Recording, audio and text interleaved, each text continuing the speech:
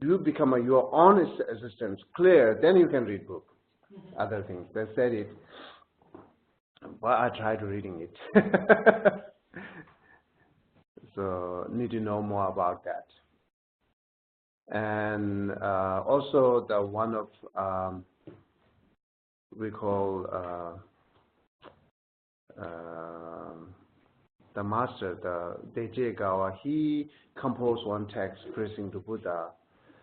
In his text, he compared the Buddha and Hindu gods, their teaching, their attitude, their actions, all compare it. Then that's the way he praising the Buddha.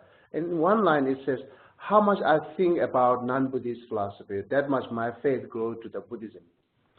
So I'll try to read that for that. Okay, it's time to start. Did you click the recording? Is there any way to make sure it's on? I clicked it. Okay. That little square came up. It Okay. says recording, I think. Oh, okay. I think the little red square. Oh, that's fine. Okay, so I'm going to little bit review the previous topic, but in generally, what is the basis of Buddhist practice? Always need to be related with the goal, right? The bases are related with the goal.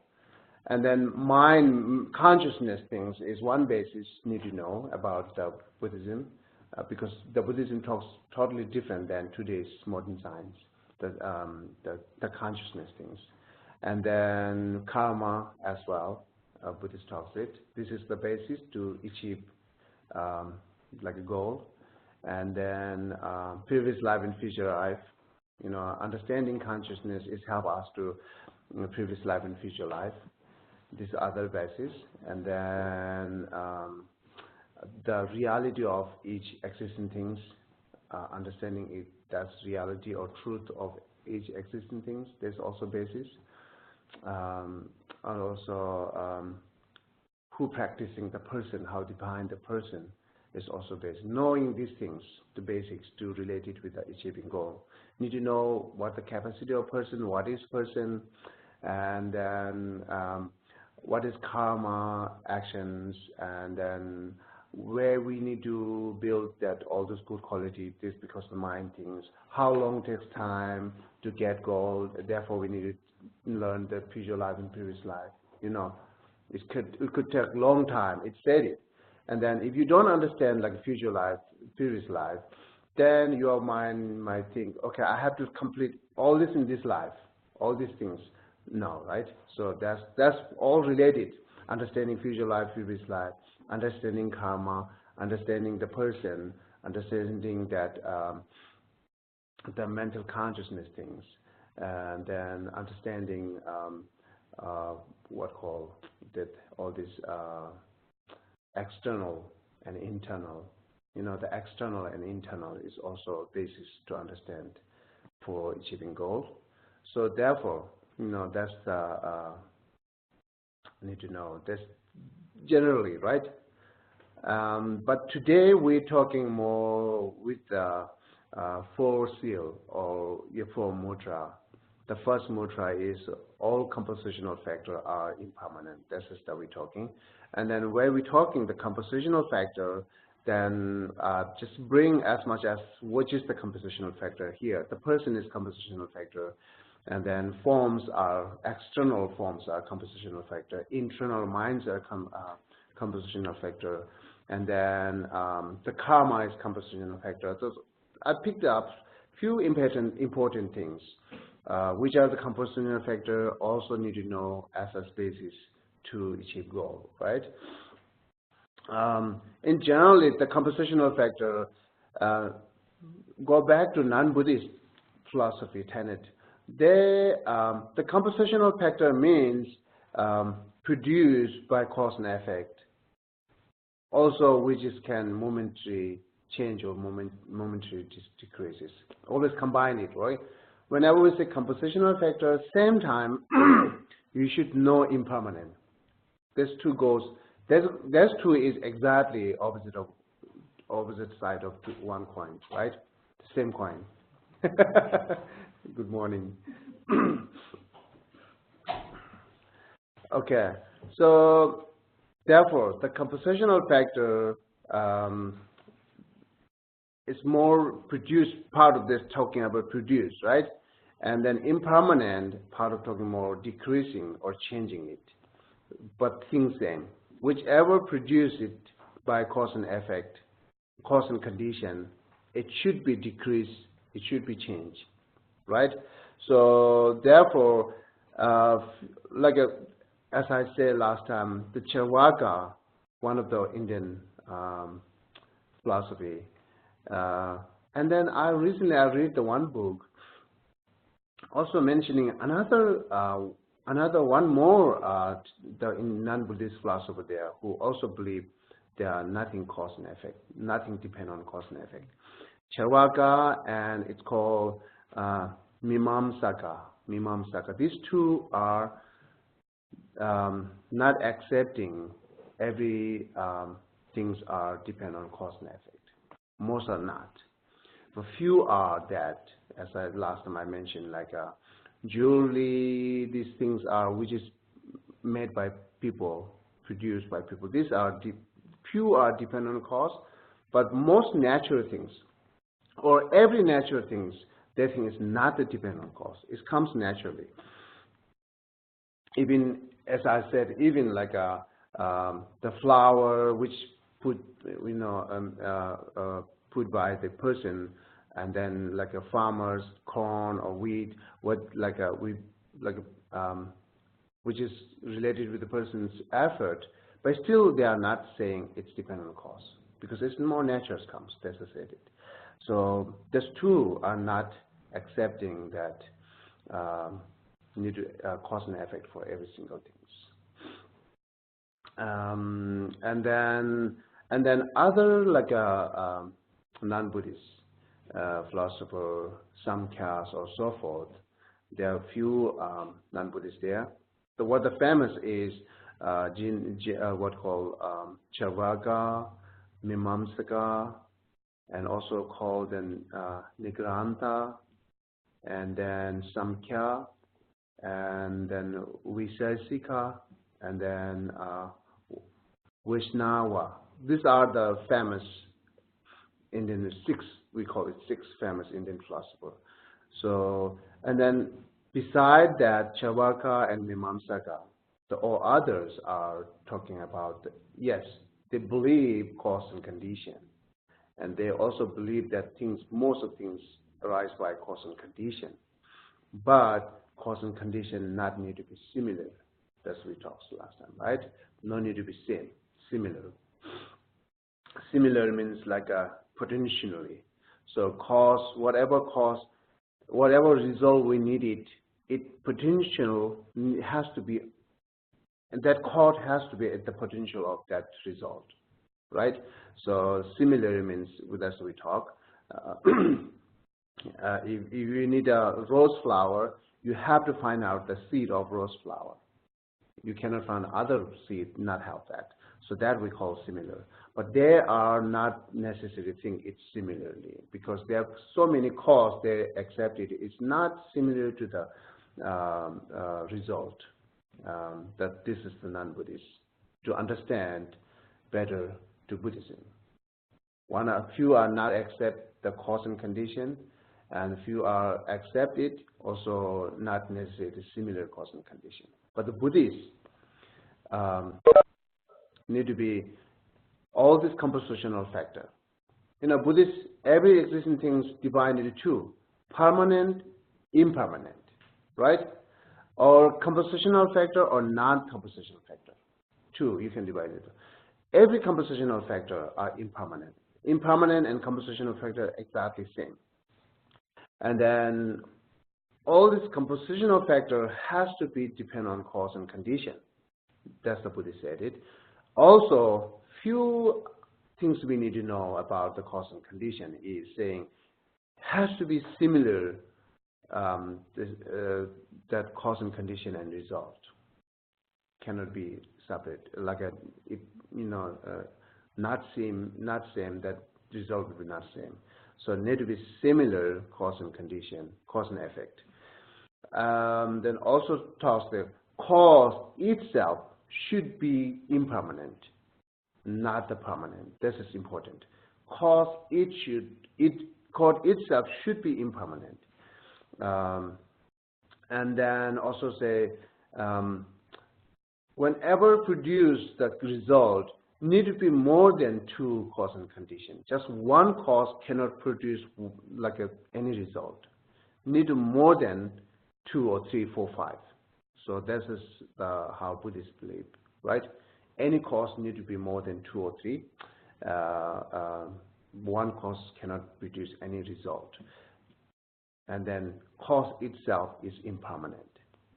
And of course, it depends on cause and condition. And then cause and effect should be similar. These are the special Buddhists believe that. Okay? So this is generally talking about the compositional factor. The compose means produced, composed by cause and condition. That's the need to talk about the cause and condition, how it's worked. Okay. So now I'm picking up from few things from compositional factor, which is important to know or necessary to know about, achieving goal, regarding achieving goal. So, okay, now first compositional factor is external things. I'm not that much covering internal things. This takes a lot of time, right? External things. So who accept external existing things, who do not? And how they accept external things. That's right. So who accept external? The first tenet, Vibhashaka. Okay, better maybe use the English translating. Great Exposition School, right? Sutra is school. Sutra is school at the second. And then third one, Chittamatra is not. And then fourth, Madhyamika. In Madhyamika, like say autonomy school. Autonomy school has a two divided. One is not accepting external, or other are accepting. And then Prasangika also accept external, right? So how many tenets? There are two are not, and all other accept external existing things. Who is not accepting? The Chittamatra is never accept the external, the form and all these things, external existing things. And then one of autonomy school called Yogacarya autonomy school, not accept that external things. And all others accept external things. But you should know it's also a big difference how accept external things. And why not accept external? That's right? Why not accept Chittamatra and then the Yogacarya autonomy? Why there two are why not accept external? Because every existing thing is natural mind, the natural consciousness, mind, right? That's what they said. And then now, like the great expositions and sutra school accept external, and then Prasangika accept external, and one of autonomy school who we call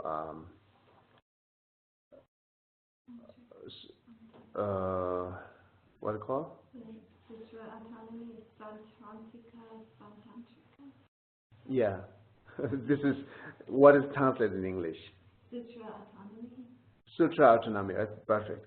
Sutra autonomy accept the external, but is there any? They accept it external, but is it same or not? That's the thing. The first two schools accept external, and then the external has, again, how many things there are? A lot of things external, right? But again, it's composed, like if you like make it combine. I'm not a combine. It's like a make it brief. It's permanent, impermanent, right? The impermanent, it make it brief form. consciousness, and what call non-existent, something like that, non-existence. The three things, all right, form and consciousness, and none of those. Oh. What do you call non-existent? That mean that they're not there? There's nothing, something that doesn't exist? No, it is there. It is there, but none of those. Not the form, not the consciousness. Okay, so three. It's all these external combined into two: permanent, impermanent.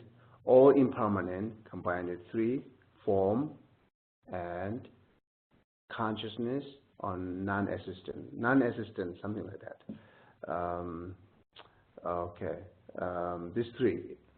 And as I said, I'm not covering these other two, consciousness and non-existence. Is they take let's talk the form, which is external, impermanent things.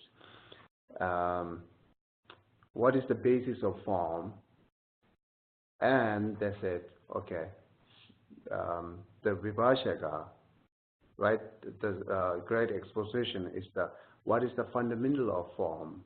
Is saying that partless atoms, partless single atoms,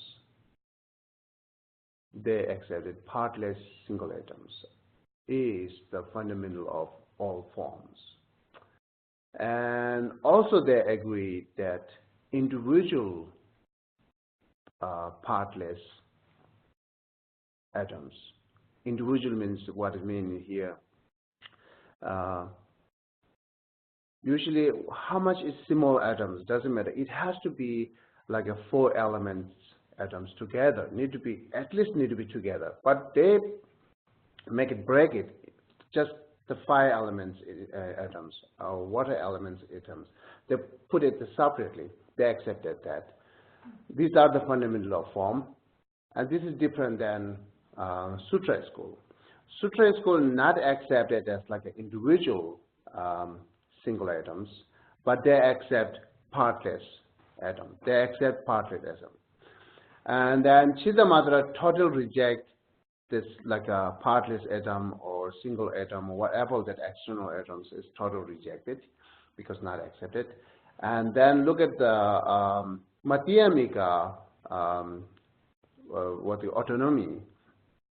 The Sutra school, Sutra autonomy, accept it like a single atom, but not the partless single atoms. Okay, the partless. They say because why? Why not accept the partless single atom? Because they are accepting all external things and forms are lack of inherent existence. Therefore, not the partless. Not the partless single. Yeah, not the partless single. The partless and with part. Yeah, it is very much related with understanding that lack of inherent existing things is related there. But I will talk more about when I talk the impermanent. Okay. So that partless and with part. But here, autonomy school not accept that partless single atom, but they accept single atom, which is the fundamental of form. See, that's 4 different, right? The basis of form. And now, consequences school, that says, right? The translate is consequences school, Prasangika. Consequences school. The consequences school accept external, but not really talking about what is the fundamental. It's external, just merely label. That's it, just merely label. Every external. If we looking, what is the fundamental? It's looking more like a substance.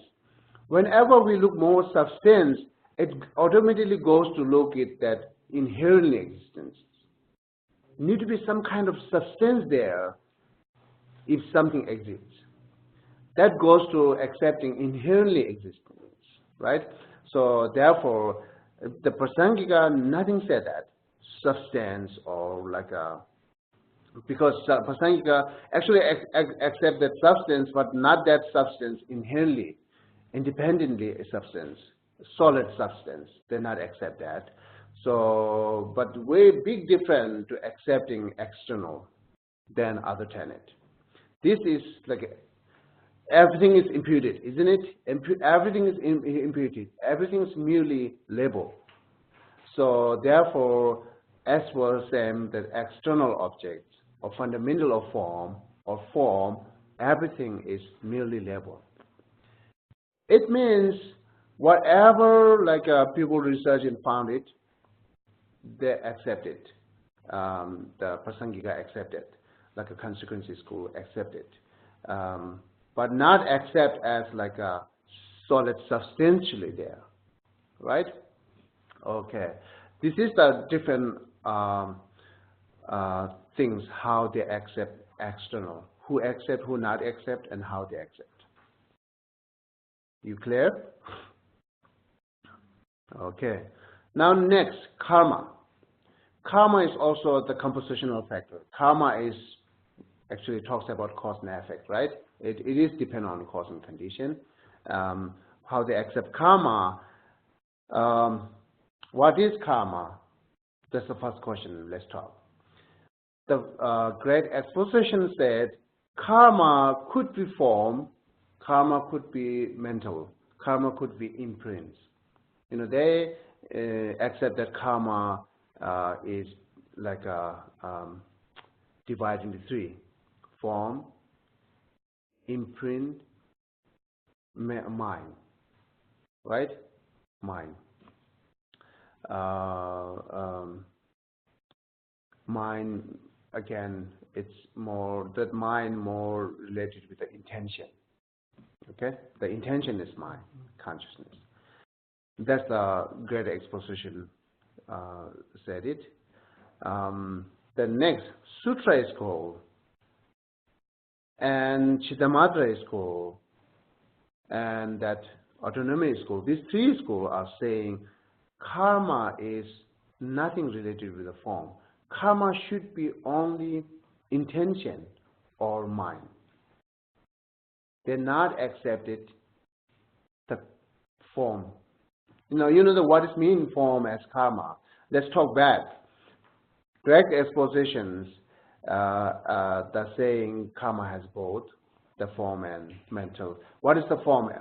The action that which we can see it. Killing or lying, which we can hear directly, right? These are the actions. These are dating its own karma, but not the other school.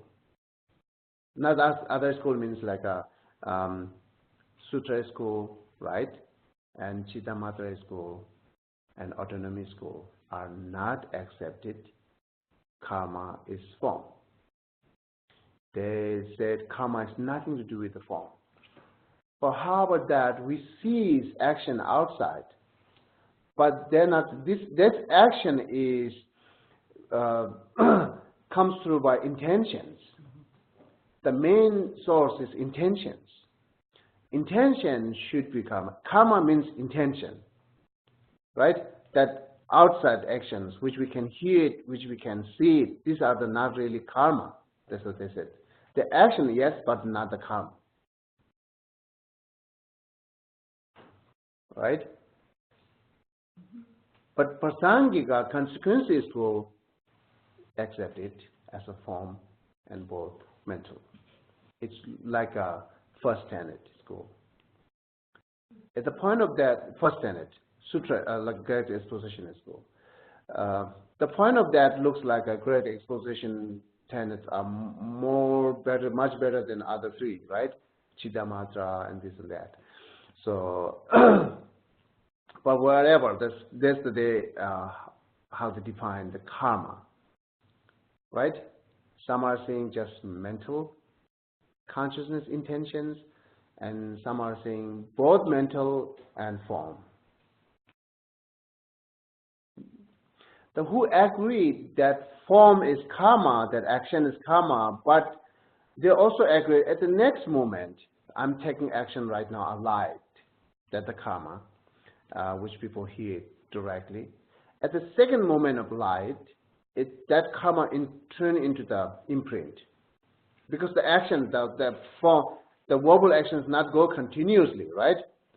Which I collected karma, light, that action which can hear directly, therefore its form, but at the next moment it turn into the imprint, and then the consciousness hold it. Yeah. Okay. So these are the difference between like a four school, the how to define karma. Okay. And some other things here related with the karma. It's like the karma, definite karma, definite produce result or indefinite produce result. There are two different type of karma there, right? You know, if you read the Lamrim, then it is very clear there. Or we're going to read it. Lamrim is now we are origin of suffering, right? The origin of suffering talks about karma, and you can see there. And also the talks about in the Lamrim first volume when we talk about small capacity. They are definite karma. Like say, killing father and killing mother, arahat, these are the karma, definite producing karma, right? And they are, what about the opposite? Indefinite, right? Indefinite, which is not that heavy a karma. So, but the first school, great exposition said, any definite karma cannot purify it through by purification practice. Cannot purify it. It has to be produce result. Cannot because their definite is, it's definitely giving result. Their definite means that. Therefore, they said it definitely giving result, then cannot purify by purification practice. That's the one thing they accept. And above that, like a Sutra school, autonomy school, consequences school are saying a little bit different. They said, even if definite is karma, it can be purified through by purification practice. But why it's called definite? The definite means like it's both are there, like actions and collections, both are there. Then we need to go back for karma, right? You read it, book. So actions and collections, both are there. Therefore, it's all cause and condition is there. In general, say, is that all this cause and condition there is not necessarily definite give the result, right? Now we see this here, like water is here, and then all earth is here, all this like maneuvers, everything's here. Now we think definitely will grow, but tomorrow eat by mouse or crow, that's it. Not necessary, right? Same. It's all cause and condition there. But second movement could be missing something, right? So same way, the definite, all cause and condition there, therefore it's called definite, but it's not necessarily definite produce the result. It could be purified. So above four other schools are saying it could be purified, but the Vivashaga or Vaibhashaka or the great exposition school is not accept that. Okay, this is few different than other school. And then one other things, the great exposition are saying one karma produce one result, only one, for other or not. Other thing, one karma could be produce 100 result. So for example, we give this example like oftenly when we talk of that.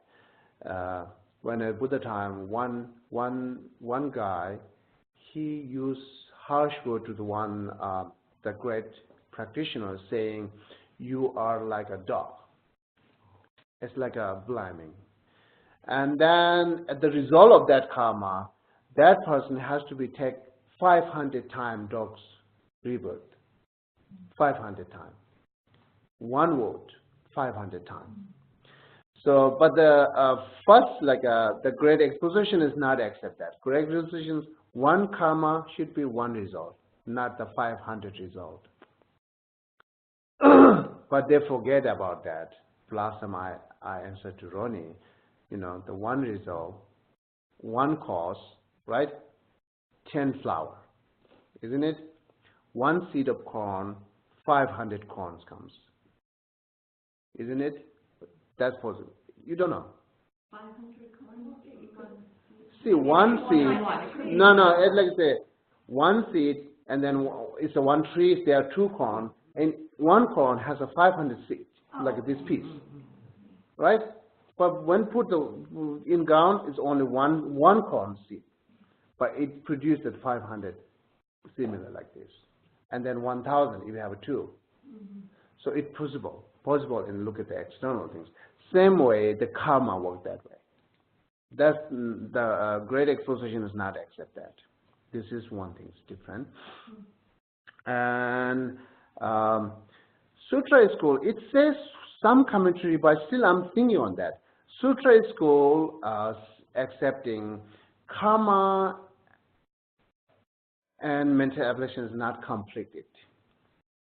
There are some common there, which is karma and mental abolitions, which they're giving example, the last 3 of 10 non-virtuous actions. This is you are supporting. It's supporting to you. but great exposition not accepted, Chidamadara not accepted, and then autonomic not accepted, and then for Sankhyagas not like a consequences school not accept that, right? So totally separate, two separate, karma and mental abolition. But it says in one, I saw the one commentary, it's saying that Sutra School accept that, which is I found it from where is that? One of the Mongolian great scholar. It's 19th century. He wrote the commentary for the Chamyan Shevas. In his commentary, I found that he's saying yes, Sutra School accept that.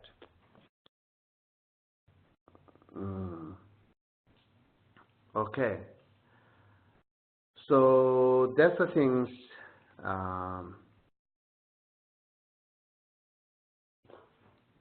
Just about the karma things, okay? Now, who holds the karma? The person or being, self, right? So this is also a few different. It's the being holds the karma. It means like a which one, how they describe. And then when we describe self, I, or person, as again, let's go start from non-Buddhist. So actually the non-Buddhist, little bit complicated describe the self or like a person. Some are, like the example, some caste school are saying the person is defined by 9 characteristic. Then we need to explain each one 9 and then how it's related to the person. That takes time. But generally, most of non-Buddhist like school are accepting self is permanent, independent, partless. Okay, self is permanent because always takes life by life. Form is change every time, but the self goes continuous. Therefore, it's permanent. It's independent because it's nothing to do with the form and mind. And then it is partless because it do not have any kind of part. As like our body has many parts. the self do not have any parts. It's partless. And then it's independence, and it's permanent, because they have things. There are exceptions exactly suitable with our eyes. That's exactly how we think, right? That's exactly how we think.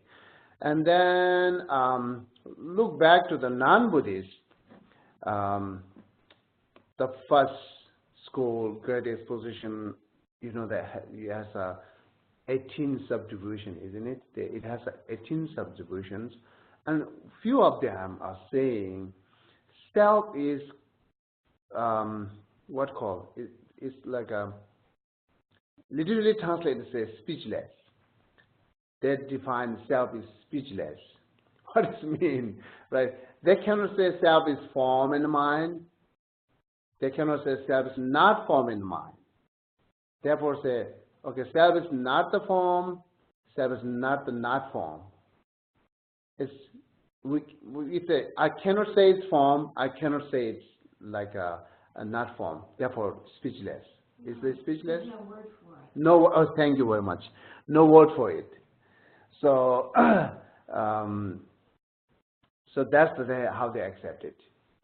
Because if they accept the self is form or skandha, better I'm going to use the skandha, okay? If they accept self is the skandha, then what they see is non-Buddhists are saying self is,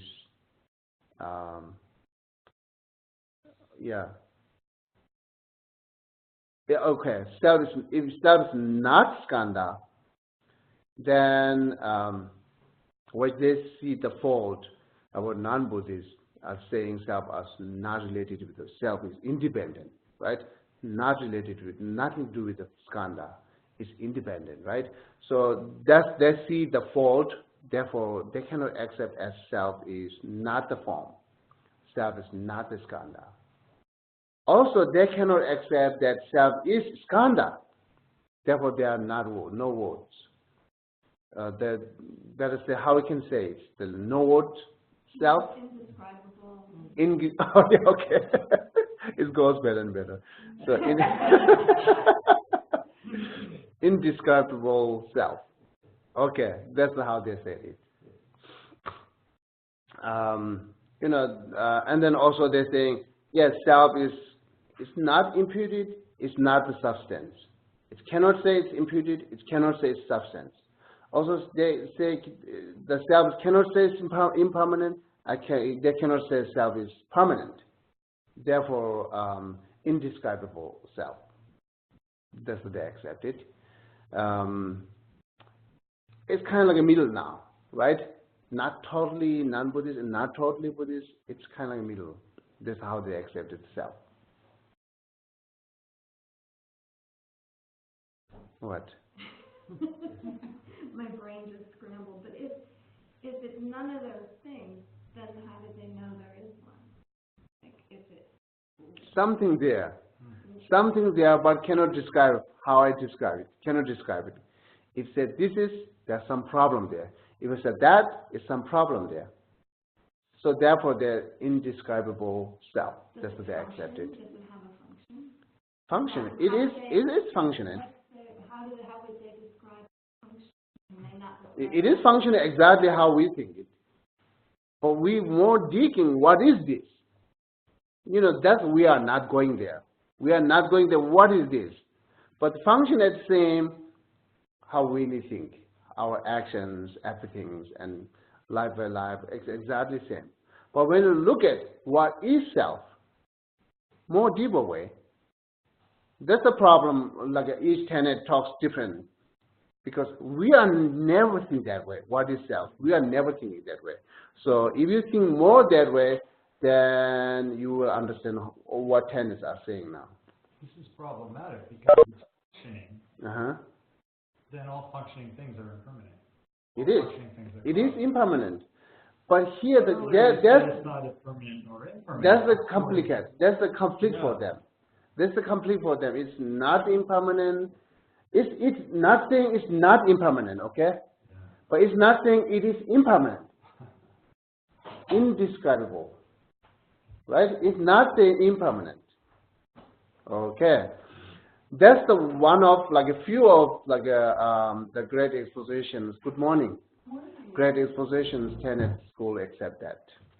Okay, so and then again, we should think.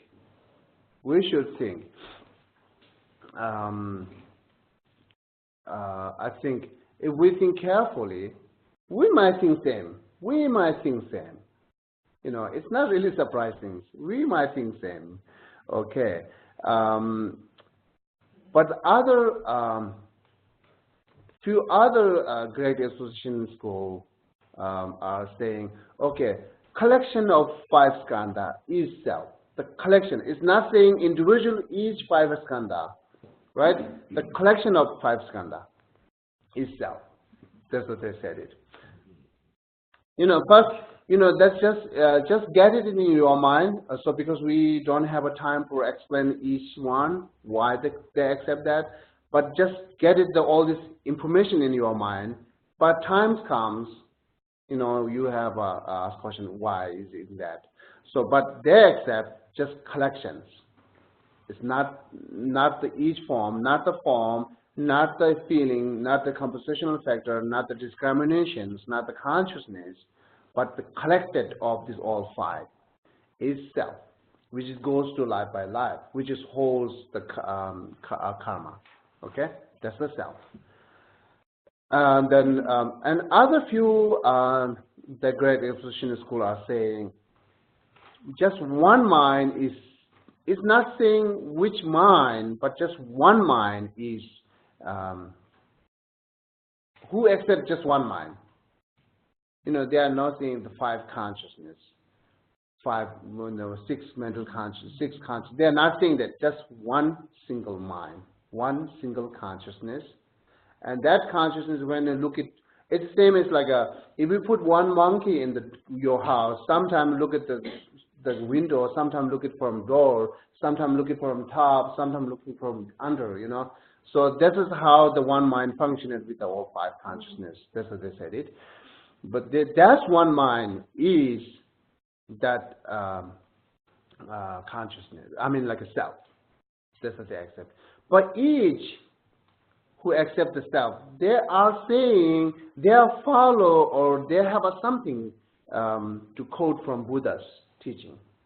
I'm saying it because Buddha said that. I'm saying it because Buddha said that. I'm saying it because Buddha said that. That's what they think. Okay.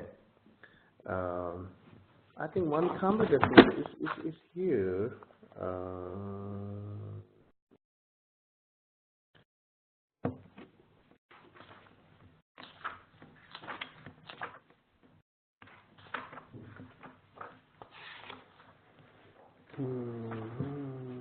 The wood for the stories and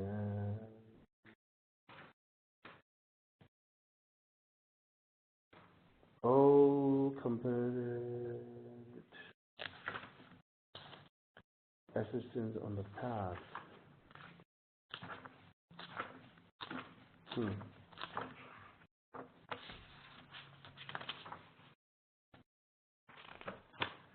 Did you find anything there talks about some kind of percentages in the great expositions?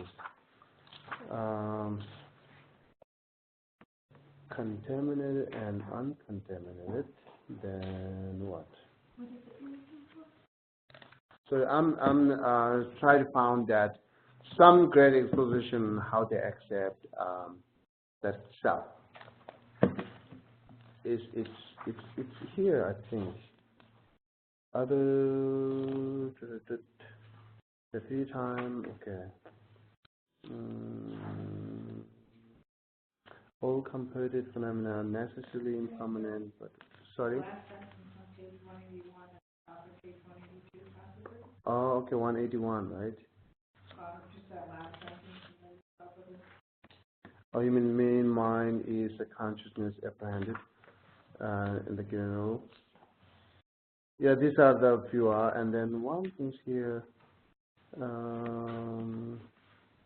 it talks about that some kind of independent self. Is it on, 196?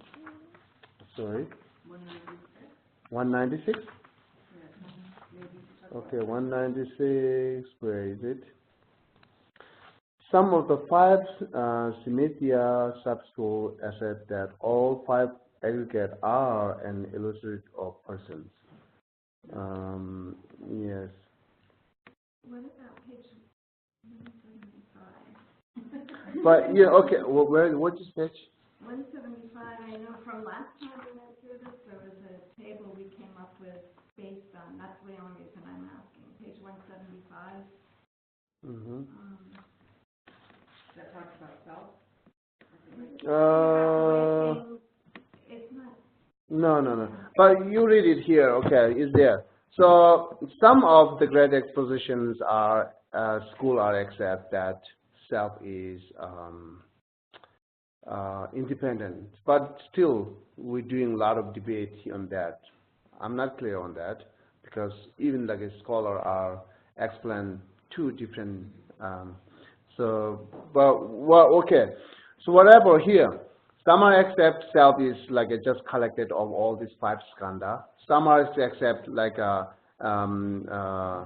self is just one mind, and then some are accept that self is indescribable self, and then but some the great expositions like a higher great exposition are talking who follow the Abhidharma koshas. They are saying the continuum of form is the self. Continuum form is the self. This is exactly same as like a Sutra school accepted. Sutra school accepted for self is continuum of five skandha. Yeah, continuum of five. It's not saying form itself is self. It's not saying just collected itself. Continuum of itself. And Chittamatra, like two things, like a Chittamatra who follow the reasoning, they are saying that the self is mental consciousness, the mental consciousness. Igi number shape, mental consciousness, same as like an autonomic school. But some of Chittamatra or mind-only schools that who follow the scripture, they're saying, I don't remember the word. Last time you said it like that like a self is we just hold this all karma. The Ayala consciousness. Ayala consciousness. Ayala consciousness. How translate in English? It's the continuum. It's the place that the consciousness that holds the seeds from lifetime to lifetime.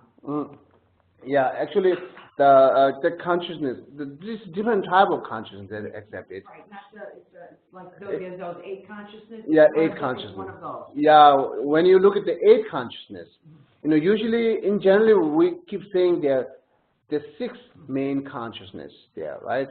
But they accept eight main consciousness. One is the ayala, these things. The queen she, it's like a she is basis of all, something like that. It's queen she, the basis of all. The consciousness of basis of all. That's the thing. That's what they accept it. Like a eight main consciousness. The mind-only school who follow the scripture, they accept that. And then self is that consciousness of basis of all. Right? This is the self. Why are they saying? And again, they have a lot of reasoning and logic background there. Okay? So each are saying because they have their own reasoning and logic behind there. So that's a mind-only school said, who holds the karma, who goes life by life, what is person, okay, consciousness, or like the consciousness of all, basis of all. And then next, autonomy school are accept the self is like a consciousness. Okay. But here, one thing we need to know: all this Buddhist school, beside that, who talks like a indescribable self. Beside that, all other school are the self person is imputed. Okay, person is totally imputed. But when they imputed it, they imputed it on some substance. They also accept the substance. What I described, the consciousness or collection of five, they're talking about the substances which can impute it on that. So generally, person, being is imputed. But if we impute it based on what? Need to be some kind of substance we're going to imputing on that.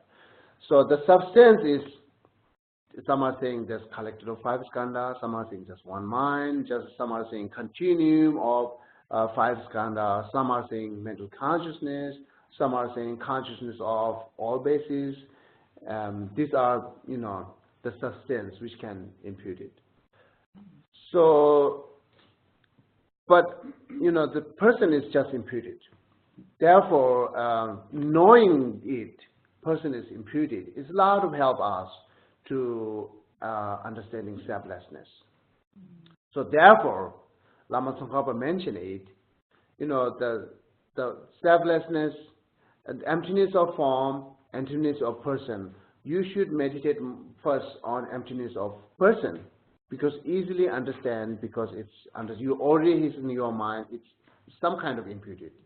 Even not totally imputed, some kind of imputed that then understanding, meditating, or contemplating that emptiness on person is easily understood. Therefore, first you should go meditate on that. And then next, emptiness on phenomena, just as I said it. So that's the reason, because all these tenets, except one, school accept person is imputed, but it has a substance, right? But look at the Prasangika, there are no substance, totally imputed. What is person? Who holds the karma? Who goes life by life? Merely self. Just merely self. Just merely label. The self, which is merely label. Label, yeah. Label. Okay. That's the self. That's the goal life by life. So self. That's the whole all this karma. You said something before the self. Did you say imputed? Totally. Totally. Okay. Geshe-la? The page you were looking for is 205. What is it? 205. 205, okay. Great Exposition. 205. That very first paragraph. When the proponent of great exposition speaks, subtle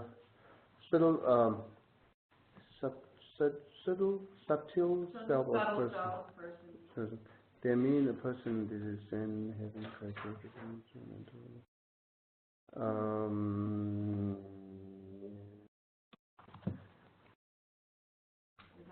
I found last night and I just marked it by pencil.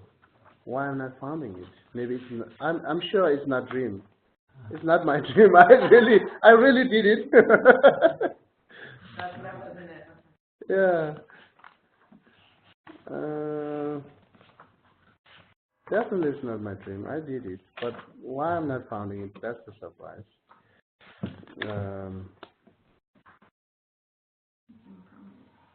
Okay. I think page 177. After the explanation of the root, say objection.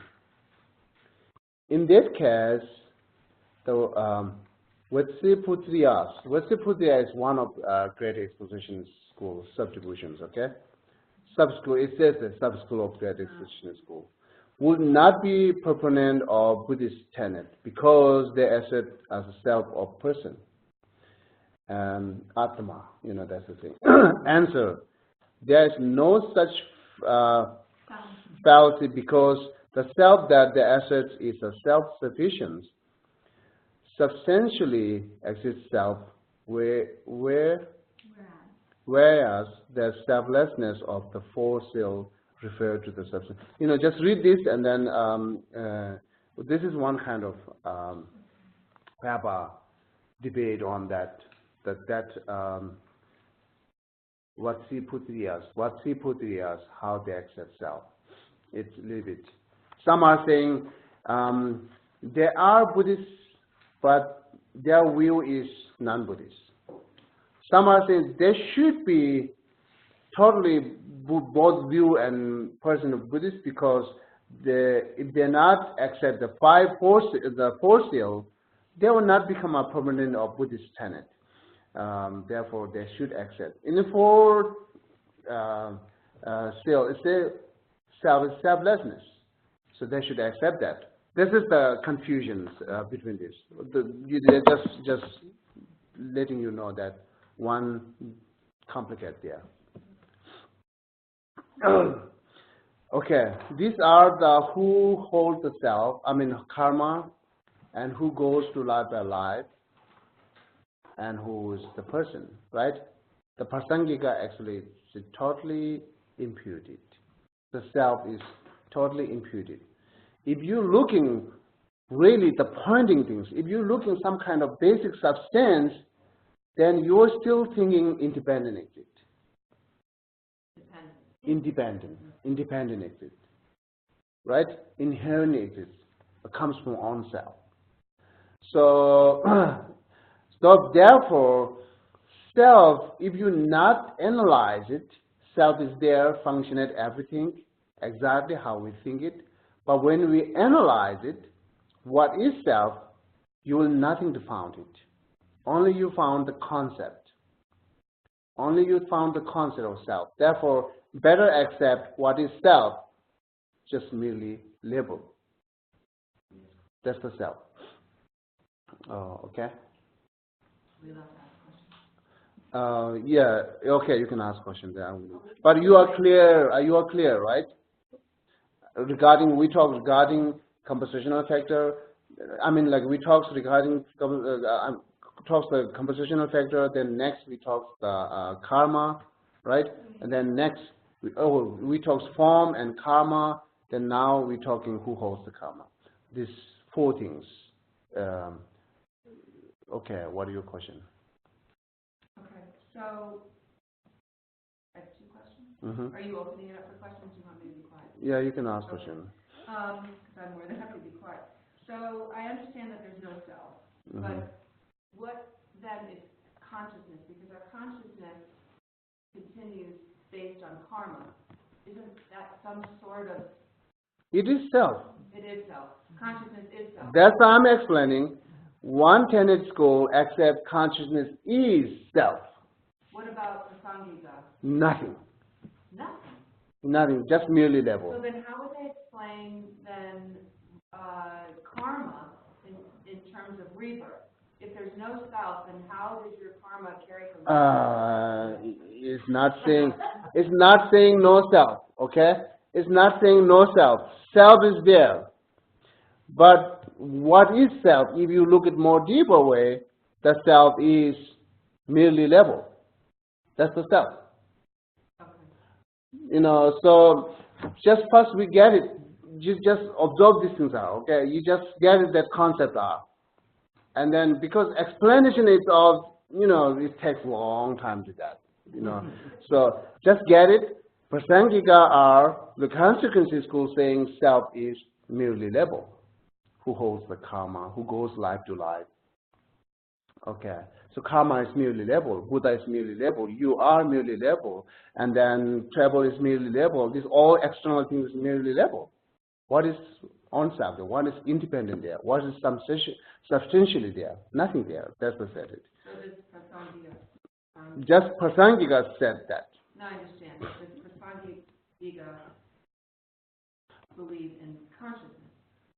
Of course, they believe consciousness. Consciousness is merely level. Merely level. Yeah, Label. label. Now I got it. Sorry. Consciousness is merely level. Label. Label, okay, so label. It's just a label, so that's why it's totally imputed. Yeah, totally imputed. Got it. That's it. I could probably Just a few minutes. Okay, so now I'm going to move next. This is also important to know that like 3 times, present, future, and then past, right? This is also compositional factors. So who accept like all these 3 is compositional factor, who not? So like the great expositions school accept all these 3 are compositional factor. All these 3 are functionate and then substantially there. Past is there substantially. Future is there substantially. Of course, present is there substantially. This is they accept it. Great exposition. All these 3 times are substantially exits. It's not that totally gone. Past is, if future is not totally not come yet. It's not that. Substantially there. Substantially there, both, and present is there. So just get it. You know, you can ask questions other time. So that's a great exposition school said. All these 3 times substantially is there. Therefore, all these 3 times are functionate. All these 3 times are compositional factor. It's not really clear. It said it's compositional factor, but it's clearly saying it's functionate. And then logically, yes, it's compositional factor, but not really clear said. What the clear said it substantially exists, therefore called vibhashaka. Vibhashaka talks like separately, individually substance. That's the things, right? Everything's more like every existing thing is substantially exists. That's the vibhashaka's great exposition is called. Therefore, 3 times is totally substantially exited, and it's all functional. But Sutra school are saying past and future are imputed. How we know both are imputed? How we know their past and how we know their future based on present. We more rely on present than which is past from this present. We say past, and which is not come yet on this present. We say it's future. Therefore, future and past are imputed. And is there anything existence should be present? There nothing exists past and future. Every existing thing should be in present. You got it. That's the Sutra school said it. And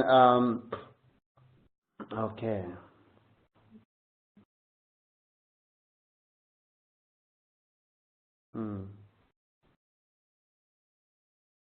I think also Chittamatra, mind only school, and autonomy are saying same. Is there any existing things? It should be present, right? All the phenomena, all the compositional factors are present. And the past and future is not the present. Past and future is not the compositional factor. Past and future are just imputed. Okay? But Prasangika, consequences schools say, yet the past and future not really exist, but these 2 is compositional factor because it's depend on cause.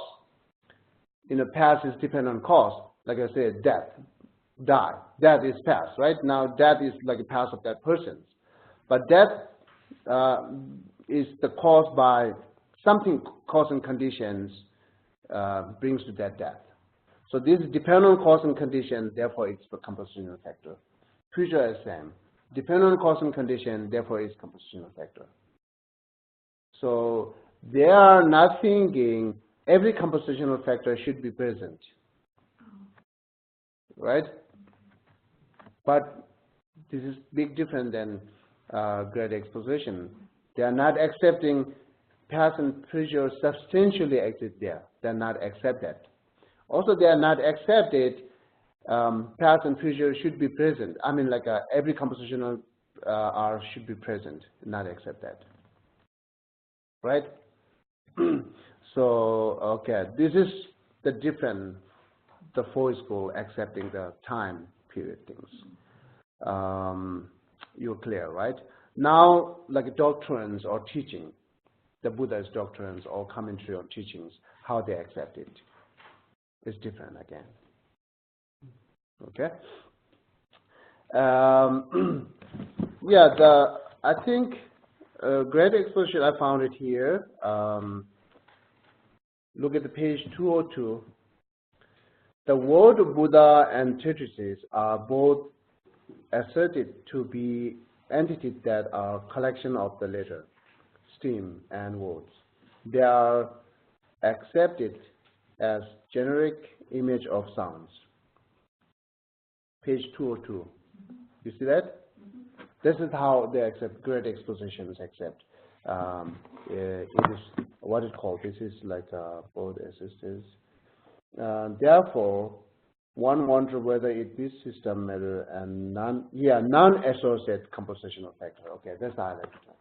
So here, I said earlier, I couldn't find the word.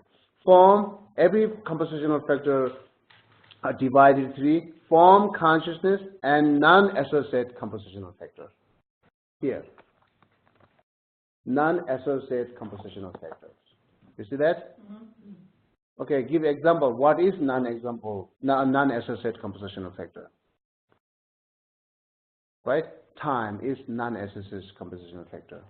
Person is not non-associated compositional factor. Person is. Yeah. Person is not form. Person is not the consciousness. Person is imputed, that I said it. Where is imputed?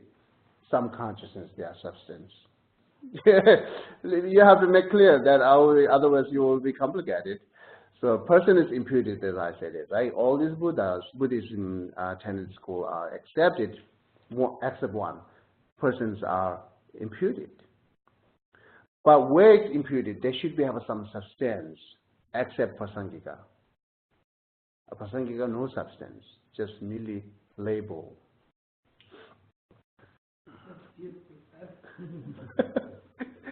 Okay, so part of that, like, I'm just trying to explain non-associated compositional factor, one of three divisions of compositional factor, right?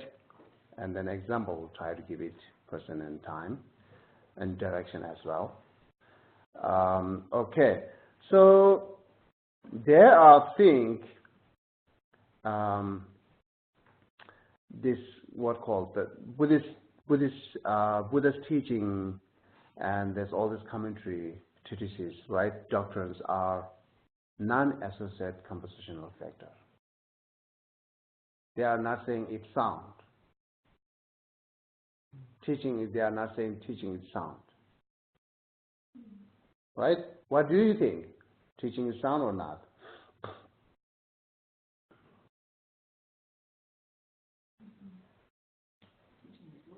Teaching is the words. Words is sound or not? So there's a difference between understanding and hearing. So teaching, does it imply the imputed? Does it imply that there's understanding? Hearing, not understanding. I'm not talking about the realization teaching. Okay, I'm talking teaching here, the verbal teaching. Okay. Yeah. So they accept it's non-associated compositional factor because the Buddha verbal is not exist today, but the Buddha teaching is exist today. What is this? The text, the paper is not the teaching, right? That's what usually we said. A letter is not that alphabet. Real alphabet is sound. They're saying A. You got it? The letter which you write is on the paper. This is not the letter. So through with sound, we have understanding. Yeah. So Understanding is what's transmitted. yeah, yeah.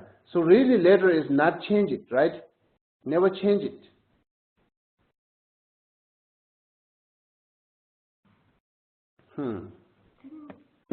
I know, you never think on that before. Teaching is sound? Is that what you're saying? No, here refer to great expositions are accept teaching is not the sound. They accept teaching is non-associating compositional factor. When we say non-associate with the form, non-associate with the consciousness. And when they say non-associate with the form, of course it's not sound then. Right. The form is sound then, right? The sound is form. So therefore, they accept the teaching is non-associate with the non-associate compositional factor.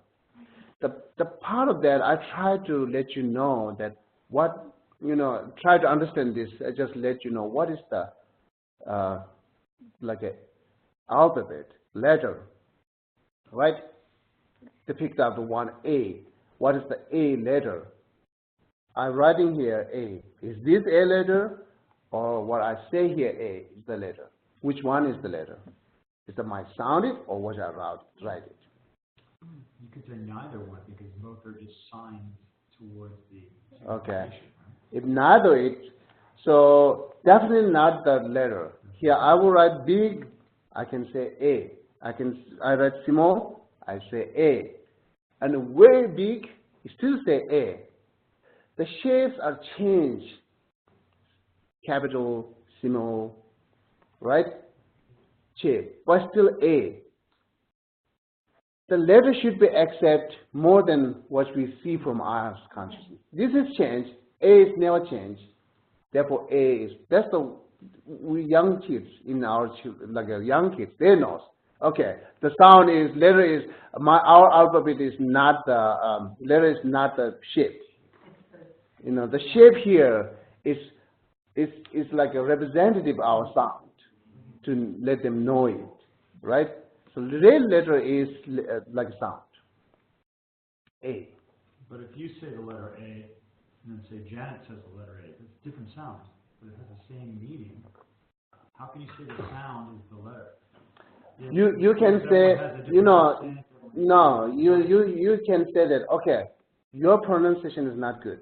You are not saying A perfectly. Yeah, but different languages share the same alphabet. A, stay with A. Go back to different language. Stay with the A, right? So therefore, you can say, okay, your A pronunciation is not good. How you can say that? There's some comment there, right? Some comment there. Therefore, you say your pronunciation is not good. Your pronunciation is perfect. But what I'm saying, the idea of A doesn't matter if this person pronounces it this way or she pronounces it that way or someone, it doesn't matter. It is matter because if you not pronounce A perfectly, you not pronounce the what is like apple perfectly, and you not pronounce apple perfectly, people will not understand. Sure. It's really matter. Like label and level. whatever here. So here, that's the thing. In generally, A letter is sound, and then teaching should be sound. But here, great exposition are saying teaching is non-association compositional factor. Okay? Not form, not sound, or not consciousness. Okay. Just get it, information in your mind, and then we can go with more detail sometime in the future. Okay. First we need to see roughly maps are, that's the map, okay, here, there, here, there, here, there. And when you go there, then you can find more detail. Okay. This is the great exposition, say how the doctrines and teachings are, right? It's not the sound. And second, the Sutra school. Sutra school are saying the teaching is totally sound. Right?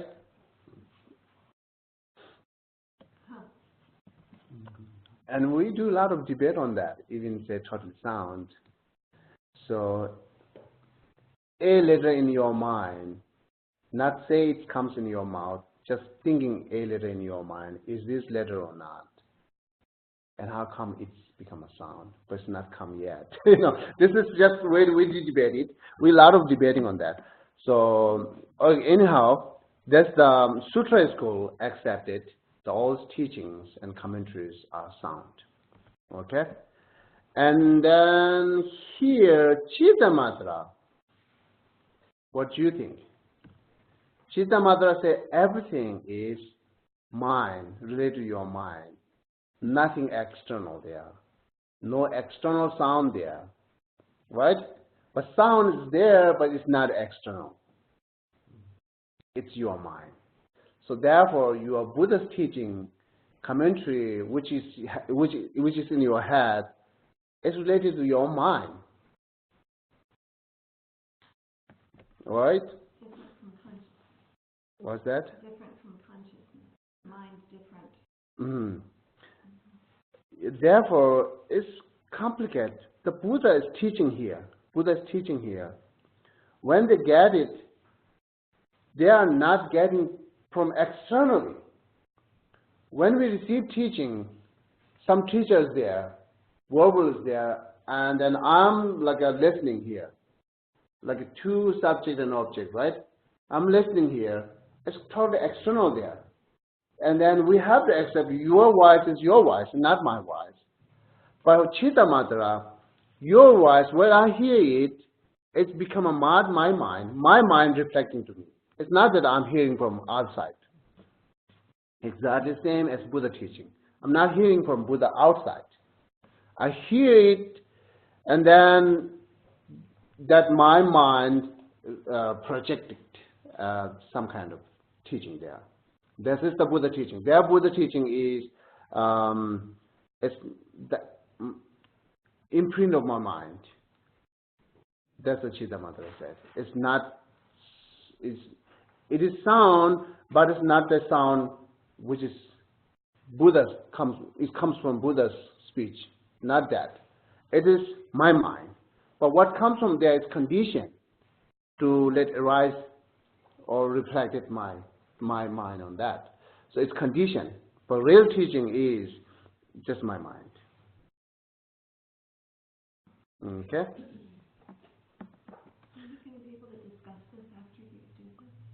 And then I cannot finish the impermanent things. So, and then autonomy school and Prasangika school kind of thing sound, but you know that Prasangika, consequences school say it sound, but just merely label. Okay? Where does the teaching come from? Teaching come from where? From the Prasangika. Yeah, it's teaching come from outside. Because except like a Chittamatra and one of autonomy school, except that mind, only mind, right? Mind project. But all other, yes, comes from outside. But which is, they define it, they say, some are saying it's just non-association compositional factor. It's not sound. Some are saying, yes, it is sound. And then autonomy school and consequences school saying, yes, it is sound. But I cannot describe in English.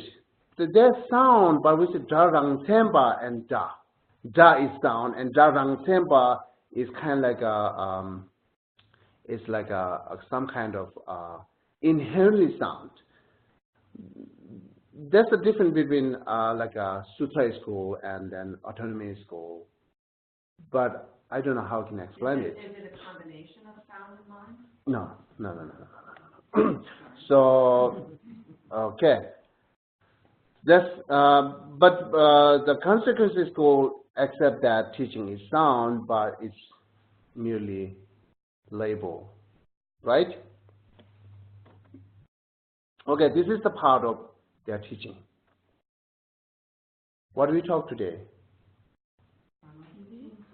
You know, the part of talking about compositional factor, which is produced by cause and condition, and what really means cause and condition between Buddhist and non-Buddhist as we talk. And part of talking compositional factor picked up few things first we think like external exists, non-external exists. That's the talk, and then next we talk the karma. Then next talks we person, self who holds the karma, and then next we talk 3 times, and then next we talk that doctrines and treatises. What was the one 3 times? 3 times. Just 3 times. Past, present, future. Oh, past, present, future. And you mentioned direction was the same. Did you say that? Direction, you said direction. Oh, direction is non-association. I said the direction is non-association compositional factor. Giving example of what is compositional factor. I mean non-associated compositional factor. Okay. I'm taking like a few minute break. You can ask question, then we go impermanent. Yes. So I have actually several, but the one that we were just talking about was the doctrine and the teaching, like the Chittamatra. Like when I'm thinking about what was heard, you know, the Shantideva, the story of Shantideva when he's teaching the last perfection on emptiness, that not everybody heard it. Only some of the people there could hear the teaching. Okay. So that would say then the teaching wasn't the word, because otherwise everyone would have heard it, right? Yeah. What you're thinking about what the Chittamatra thing, right? Well, and Minority school things? the one,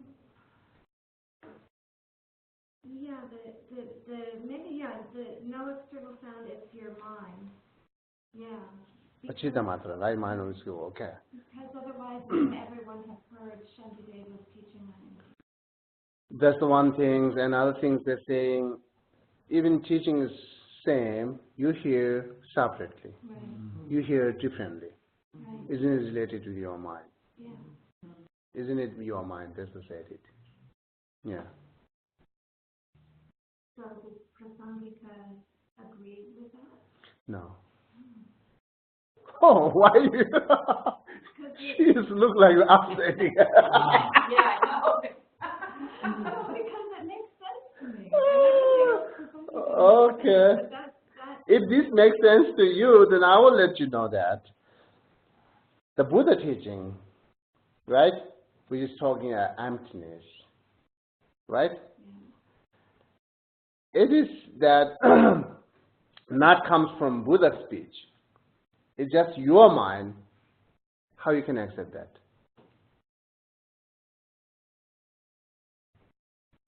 So in general, we have to hear it first from outside. Okay. We hear it, right? And then we can make correct again if I misunderstand about emptiness. We can hear again, make corrected. We hear again, make corrected, right? And then corrections comes in my mind. Right. So, but it's very much depend on hear it from outside. Then the other question that confuses me is, that, and maybe I misunderstand, but in the Heart Sutra, when it says by the power of the Buddha, now I just lost his name. Yeah, Shariputra and Avalokiteshvara.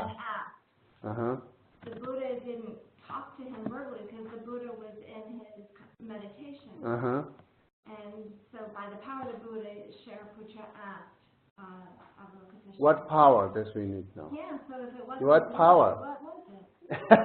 Okay. So it's, That's not like teaching that wasn't heard. no, not teaching. Like say, power of Buddha means the power of Buddha's concentration that's associated. It's not that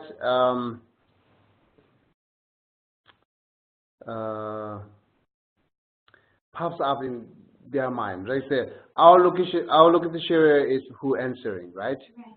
And if Avalokiteshvara don't know this about the emptiness things, he don't know about the meditating before, he don't hear anything from Buddha, how he can answer? He have this all knowledge, based on knowledge, and Buddha bless it to, to there's come that question in my mind. and then Avalokiteshvara insurance. So blasting only that activity is, not blasting that they don't know everything and blast it, then pops up about emptiness, knowing it. Not that. That's, if so, then we always can pray to Buddha, bless to me as same, popped up emptiness without learning. Understanding emptiness just popped up. No way. Right? There's no way to just popped up. If Buddha can do that blessing, he will do for all of us. Why he just buys things? Some are not. When Buddha learned emptiness himself, did someone teach it, or did his mind experience? Oh yeah, of course, his previous teaching. Therefore, we say this Buddhism is the Buddha Shakyamuni is not the founder of Buddhism. So he heard, he learned. Right? He heard. Yeah. Then if he do not heard, then how he knows it? That question comes. So where did it originally come from? No, that's a good question. That's really go to beginningless again. Beginningless time. Yeah. That's like the indescribable. You know? Indescribable, yeah. Something. Yeah. So, yeah, actually, the Buddha is not the first who talks emptiness. He heard it from previous Buddha, and he meditated, and he shows us. That's how it goes, right? So therefore, understanding emptiness is not depend on blessing. Understanding emptiness depends on steady meditation. If you do not do any meditation and study, Buddha cannot bless you to understand emptiness. Therefore, Buddha not blessed to Shariputra understand emptiness. Buddha not blessing to Avalokiteshvara understand emptiness. Or the only bless that their conversations goes. Okay, now this questions comes in my mind. Oh, let's ask these questions. You know, that's how we bless it. We're only speaking about Buddha's Shakyamuni's doctrine, though, and this they have to hear it. Yeah. Okay. The teaching which is present now, all this teaching which is present now, it's more sound. Yeah. So, and again, we cannot say it's totally sound, you know. We cannot say it's totally sound. Sometimes there's a Kunti Jayan Sheba, who's the Goma Monastery. His definition of the Buddha's teaching, I like more that. Is a sungrap. It's not the ka. Ka is like sound. Right? Nga is sound. Sungrap is like a doctrine. Generally say it's not really say it's sound. It's not really say not sound. It's just doctrine, something like that. That's the things. But the the Sutra school is totally accept it's like a sound. The sound like a real sound, right? But that autonomy school and constitution school is not say it's like a sound. It's more sound, but it's not the real sound. How we say it? But it can be related. It is related with the sound. The Buddha teaching is. So this is the difference between this. What can you possibly understand through visualization rather than sound? No. How possible? Let me. Maybe I'm talking about this. Okay. So you're looking at a tree, and you're thinking about impermanence, and you see the tree die, and the leaves fall off, and then in the spring the leaves come back, and you're learning something about rebirth and impermanence there, without sound. So how you describe all this concept which you have it, leaf fall, leaf, right? Summer, and then each season name, right? And the impermanent concept. How you get into your mind without hear it? You need some concept to describing it. And how you describe it without concept. And that all this concept depend on study it, hear it, learning it. Isn't it? But there is such a thing as non-conceptual thought, right? non-conceptual thought there, yeah. So maybe she's talking about, without concept, just. Oh yeah, not conceptual thought still depend on concept. But Like does it depend on language? I mean, does it necessarily have to?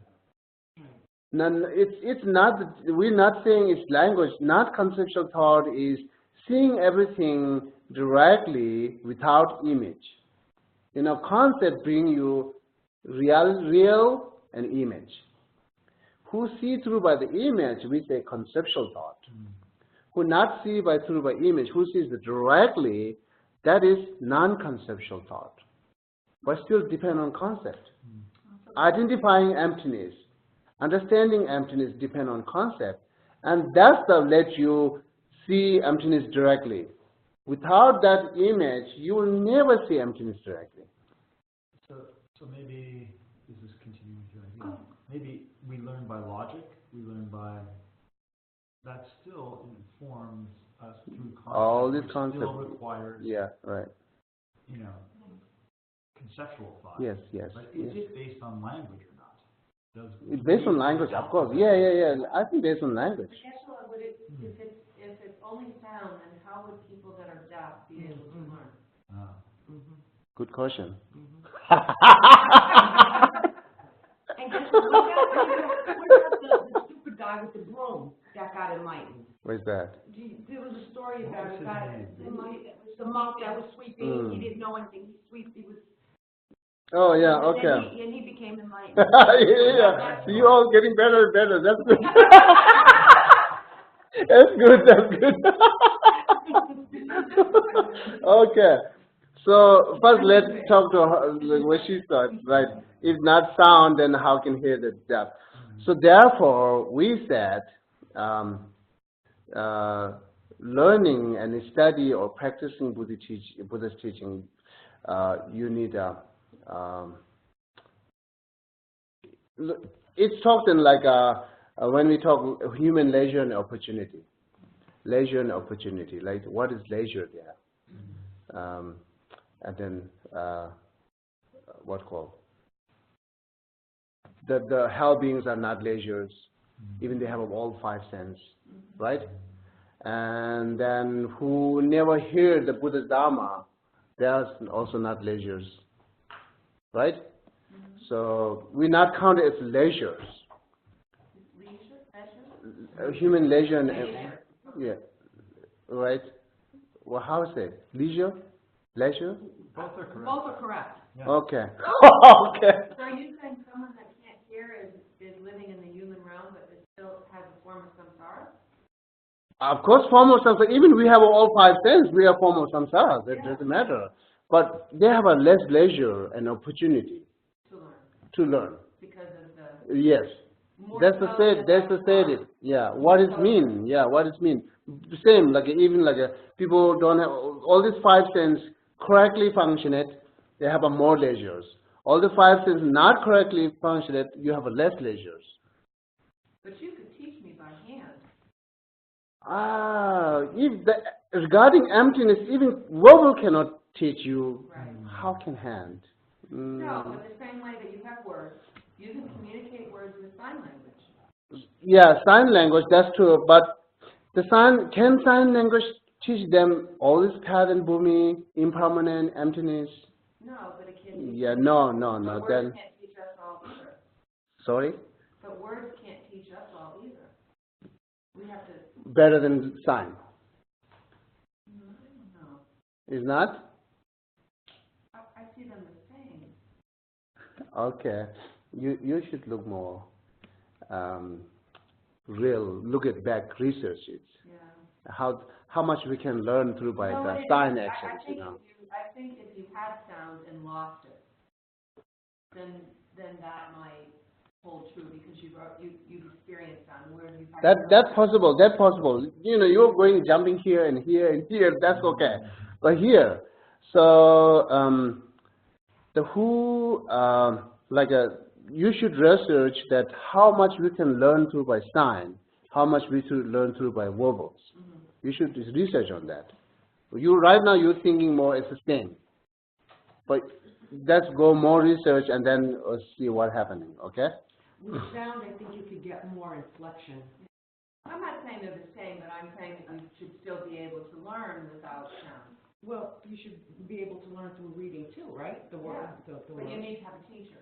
Yes. Okay. So, Yeah. Yeah. and regarding your answer is, yeah, we said like the karma, right? So what the basis is there is his karma. And then he's working and working and working, and then his karmas let understand what is the meaning of that.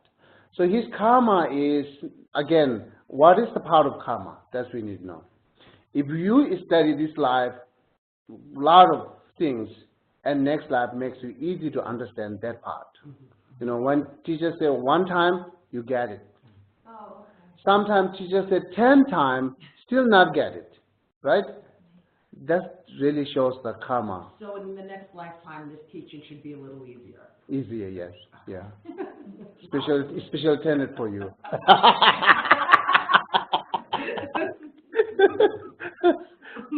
that's how it goes, right? That's the winning thing. Sometimes teachers they want we call it smart. They catch up one moment. Some are 10 times, 20 times, still takes time to get it. Why is because the teacher is same, method is same, word is same, everything's using same, but why is different understand there? What is difficult here? What is easy here? It's related karma which you study it. That imprint stay there. They let you make it easy to understand it. So that's happening, right? But so I find all these teachings from the beginning, all different ones, is like a puzzle. And then certain things may connect the dots. Okay. You have like it's all connected, and you learn like piece by piece. Okay. And sometimes it just comes together. Oh, And that I may see. be 10 lifetimes from now. Okay. Okay. I think.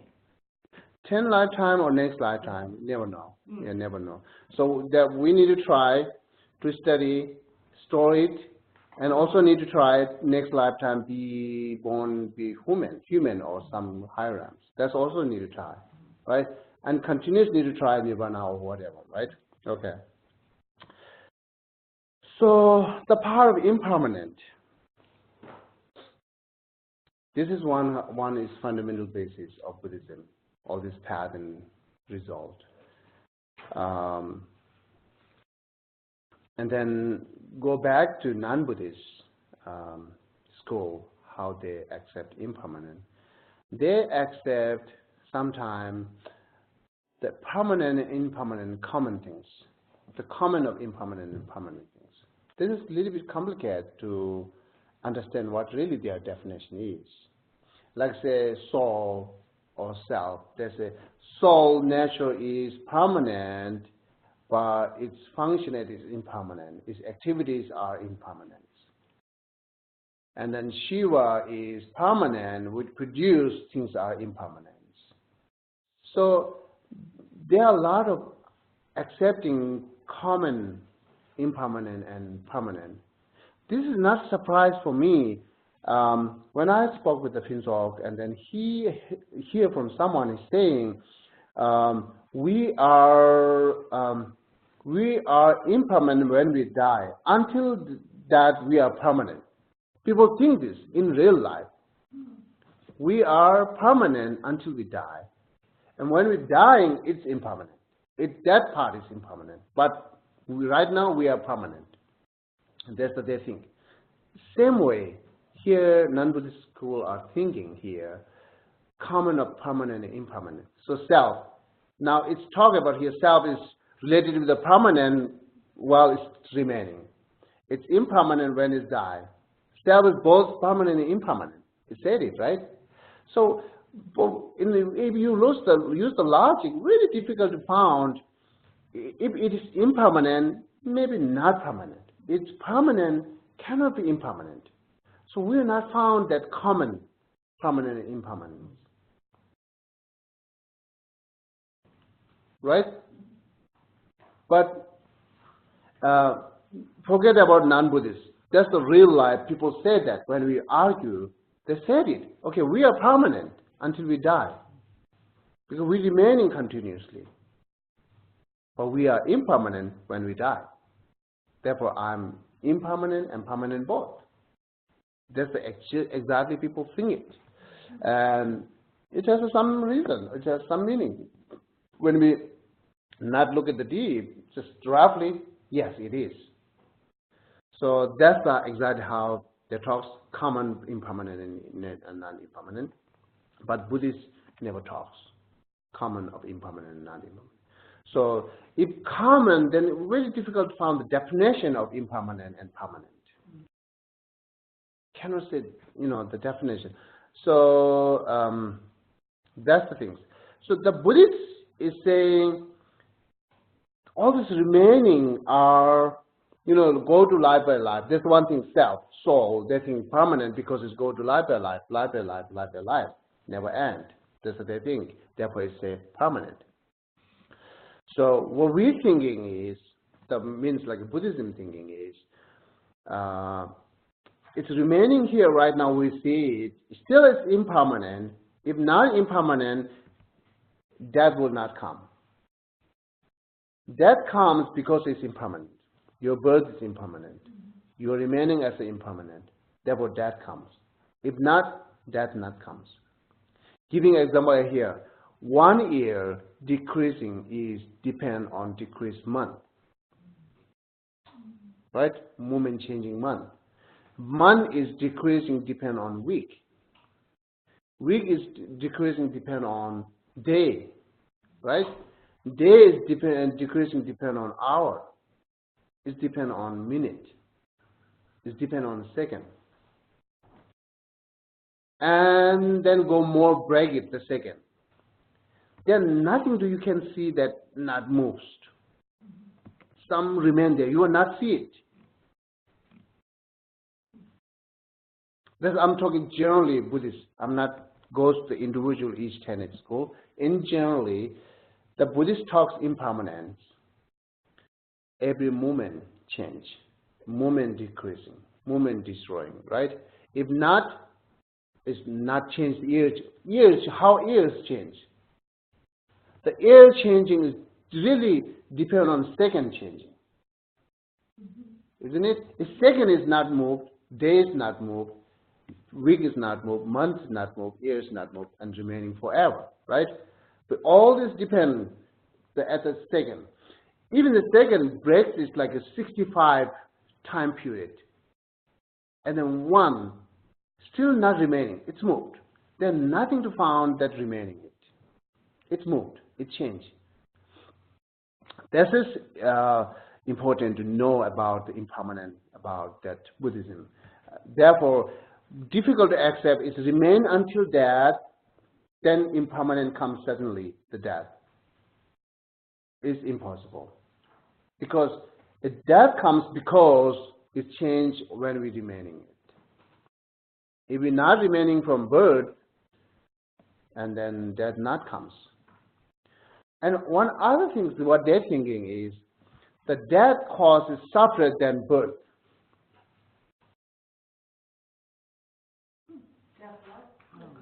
Cause of condition of death is totally separate than cause of condition of birth.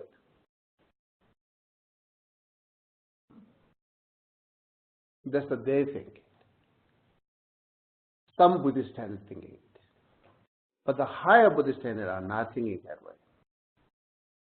Death, whatever the cause of condition of birth, it is the cause of condition of death.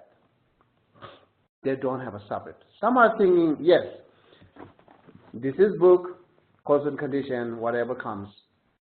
Now I burn it. This disappearing cause is fire. The fire is totally different cause and condition to destroy it. This is what they think. But potentially or capacity of having that fire can destroy it, it's very much depend on the cause and condition of produce it. How is produced it? It's produced it can burn easily. Pepper. Iron is not that burn easily. Peppers burn easily. How they produce it? So, but what they're thinking is, yes, that cause is totally separate. which is produce it. Who thinks remaining is permanent and death is impermanent?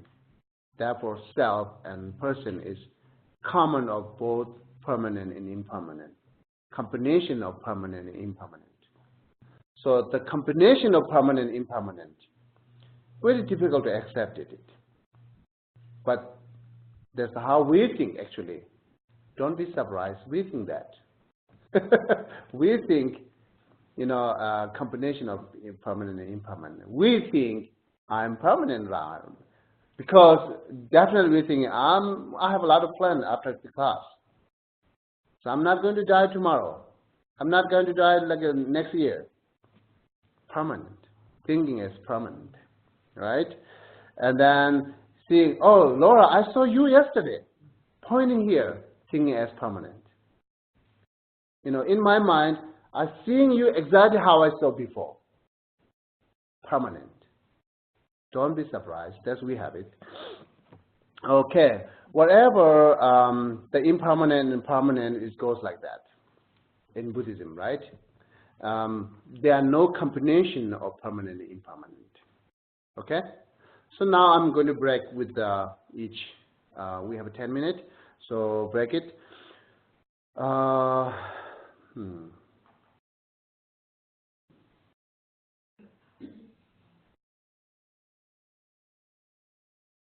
As I said before, one of the great exposition, which called Vatsiputriya, they are accept something. It's not combination, but it's a indescribable, not permanent, not impermanent, right? Something there which is not permanent, which is not impermanent. Then you cannot ask them first, isn't it impermanent? You cannot ask. Their answer is say, I don't know. Their answer continues to say, I don't know. Is this permanent? I don't know. I cannot say it. Is this impermanent? I don't know. How you accept it? Indescribable. That's what they accept it, right? So self. It's not totally, for them, even for them, what is the definition of impermanent? Momentary. Momentary is the definition of impermanent for all these Buddhist schools, same. But the momentary, how big is, how short is different, okay? But the momentary is the definition of impermanent for all these Buddhists. Is what the word? Momentary. Momentary. You mean momentary change? It is, yeah. Momentary change. Yeah. It's not you, it's me. Just on that one, it wasn't. You didn't pronounce it. You pronounced it perfectly. Thank you. My brain is slow today. Okay. So here, the definition is clear, right? Momentary change. It just say in a momentary. You can relate it with the change or decrease. Change sometimes we need to understand decrease things. It's not enough understand changing things, right? Changing is still remaining. Change maybe change to like a young to older. Still remaining, right, in our mind. But when it's decrease, that's more help, and which is understanding impermanent. Impermanent more describe decrease it instead of changing it. Because changing not cover all these decreasing things, right? Decreasing covers changing, isn't it? So therefore, better say momentary decreasing. It's short way say momentary. Just one moment is impermanent. And then now here see, what is momentary for great expositions? Their momentary is that have to be complete for a different characteristic of compositional factor. What is the characteristic of 4 things? Generate, remaining, or we can say getting old, and then ending. all this compositional, this is actually, you can see the definition of compositional factor. It's like a, we call Dujie Tsinishi. It's a 4 different type of definition of compositional factor. Can you repeat that Tibetan? Oh yeah, Dujie Ki Tsinishi. Yeah, Tsini is definition, right? Or sign, we can say sign. There are 4 signs of compositional factor. What is the 4 sign or 4 definition, whatever you think better, the same. It's generate, remaining, getting old, and ending. Yeah, what is for generating, and then remaining, right? and getting old, and then ending. Okay, now here, understand, this is, their momentary is complete of this. Their momentary can be from death to birth to die. Birth to die, when it's complete, these 4 things, birth to die, to the great expositions. They say, okay, now birth is generate, and then remaining, and while you're remaining, getting more old, and then death.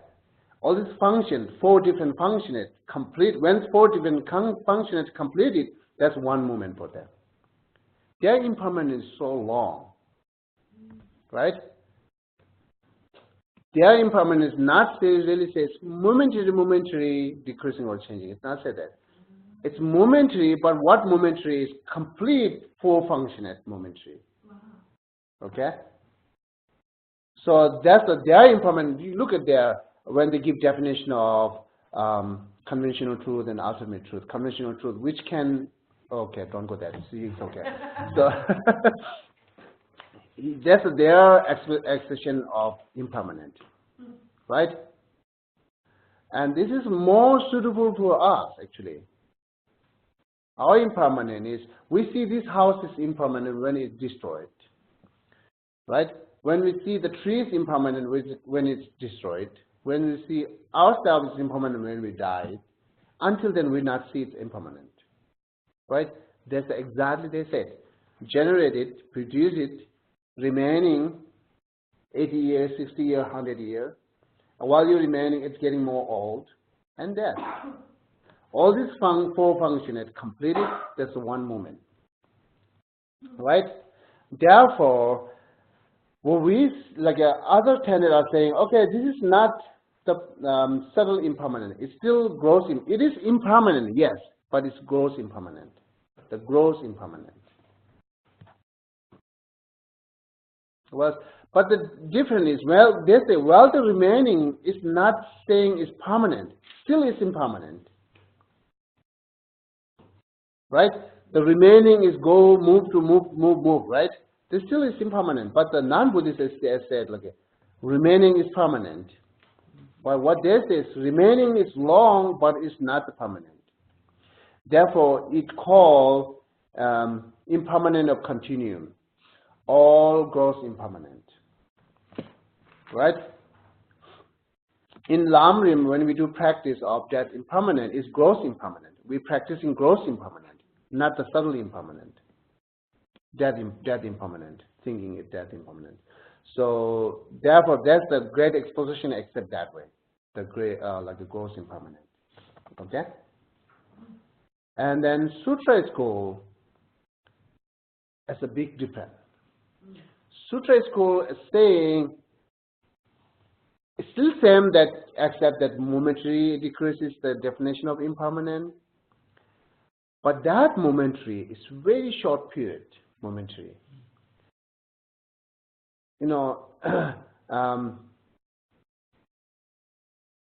It's like say, how much short period momentary? The breaks the second to 65 period, one of these, the momentary. The second is the shortest one for us, right? That second is shortest for us.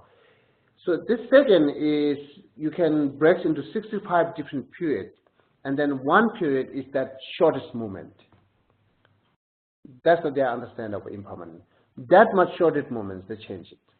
65 or not 60? 65. 66 is one. Yeah. So it's big different, right? Okay, but another way to say, which I explained, that 4 characteristic or 4 sign or 4 definition of compositional factor, I can say generate, right, remaining.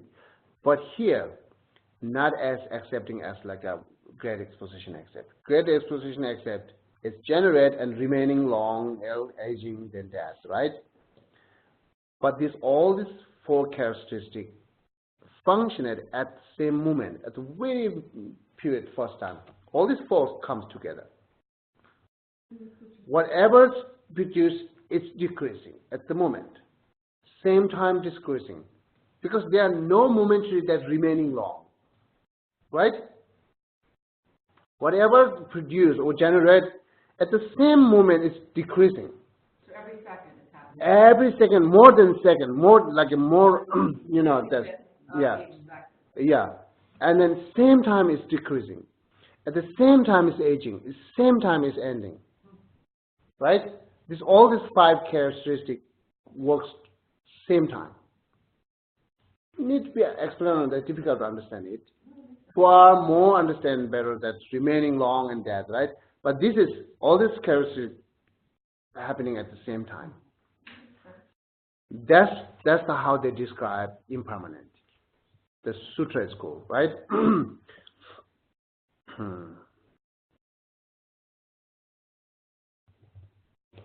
Okay.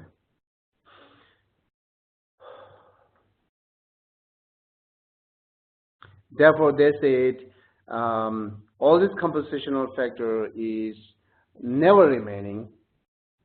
You know, at the second moment change. At the second moment it change. At the second moment it decreases. That's they said it. Okay. Then now above, like 3 different schools: Chittamatra, mind-only school, autonomy school, consequences school. Their exception is impermanent is that second breaks to 365 period. 365 period. That small period is the 365 of a second? yes. Yeah, scientists will know better these things. Yeah, I know. So even faster. Even faster, yeah. 365 period. That is the shortest period for them, the impermanent. So above that, but still, like a little bit different between each, like how faster, you know. That's how they describe each school impermanent. And the same here, the 4 characteristics is like happening at the same time. That's all accepted.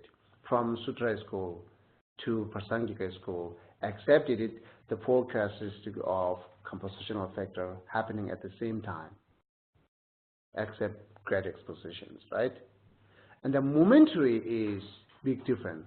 The great exposition momentary is complete the 4 characteristics, that's one moment. And then Sutra school, the second breaks into the 65, that's one moment. And then above that school, second breaks into the 365, that's one moment. And then actually the consequences school even more subtle than this. I don't know how to describe it. That's how they accept impermanent. So they all Yes. So they all believe in impermanence. It's just the speed in which it occurs, the 4 different pieces, the 4 different Yeah. times. Yeah. Okay, these are how they briefly describing difference between the impermanent the school, and then still I have to explain. Also, understanding impermanent is also depend on understanding like each thing, the parts. Like say 1 year, the part is 12 months is the part of 1 year, right? 1 month, 30 days is the part of 1 month. Understanding part. If you see the more parts, then you can, you know, you will not see the continuum is permanent. because it's part to part, right? So it's changing the part to part. That's the I have to explain. We're going to explain it next time. Parts the same size? No. Parts are... Yeah, parts are different. So that's I'm going to explain next time. Okay. But it's because it's really it's help to understand impermanent. But when you go back, understanding, reflecting impermanent, look at that way. The years depend on month depend on, and then second breaks it. Then you will see they're never ever remaining there. Whatever we say four characteristic in remaining is just imputed on this functionate, imputed of the functionate of impermanent. All this thing remaining, aging, and then endings are they're imputed at that, right? So whatever, look at that way, and then you have to really found it there nothing period that can remain it. Nothing what? Nothing period. Period? Yeah, anything can remain it. Nothing Nothing can remain. can remain any period. Right? There are nothing period there which things can remain it. So that's the very subtle impermanent that described it. Okay. Fast path, that's good. So I will explain one left over is next time, and then I can take some questions. You can take a question? Yes. Yes, Janet? So with the four signs generating and all of that, in the body, I can see that as being that karma would be the cause for the generating, the first sign. In nature, like in trees and things like that, what's the cause of the generating in trees or grass or rocks? I said it. We are still thinking same as like a great disposition or non-Buddhist, right? I don't know. I'm asking questions. Yeah. What is called a tree? You don't know that. But I know that the one every 365th of a second is always a new generating, and then. Oh, okay. Okay. Let's go back. We understand what we understand the seed, right? Then let's say corn seed, right? This is the cause for the result of corn, right? This is cause and condition. So that cause, every second changing it, decreasing it. So when you're decreasing, new means it's like nothing newer than what we put the corn right here. So every moment new comes, right? Every moment new comes means not the separate new. It's continuum of new. It's the same substance of new. Okay. Right? Okay. That's the things. So does that go to like from lifetime to lifetime, same substance? Yeah, the karma has that much power. You give you like a 100 years life. It's just give it to you, right? That's karma's the main the responsibility is done now. It's cause. Now it's continuous goes, right? So it's like when we split it, the wheel, and then not touch it, continuous goes. How long? It's how much you split it, how much you force it. Same karma just give you that, like you know, it's like a dead life, and then it goes 100 years, 60 years, 50 years. That's how it goes. Yeah. Is there an explanation in the Great Exposition School about why karma cannot be purified? I was listening to you said all the others you can. So did I say that? Yeah, you did. I was listening. No way. You said that in the Great Exposition that you can't purify karma. Only certain karma. Yeah, only certain karma. That's where you need to go. Okay, you can blame the car, no problem. This is much better. Only big, like the death, the about the Buddha's immediate- death. Yeah, I've heard that, but I didn't know that was big. Big karma. So Heavy karma. if you kill someone, No, if you kill an arhat or you kill your mother or father, those are one of the impermanent. Immediate or like a definite. Yeah. Which is saying definite karma. Yeah. Definite karma will produce, definitely resolve. That karma we cannot purify. Okay, thank you. Yeah, but they're not saying the karma cannot purify. That's a great exposition. Yeah. So guess what? Okay. So what if you don't adhere to any one school? Let's say I adhere mostly to the Sutra school, but there's some things that I agree with in the other schools, but nothing 100% complete. How do you know what you belongs to school? Yeah. Or does it matter? It doesn't matter. It doesn't matter.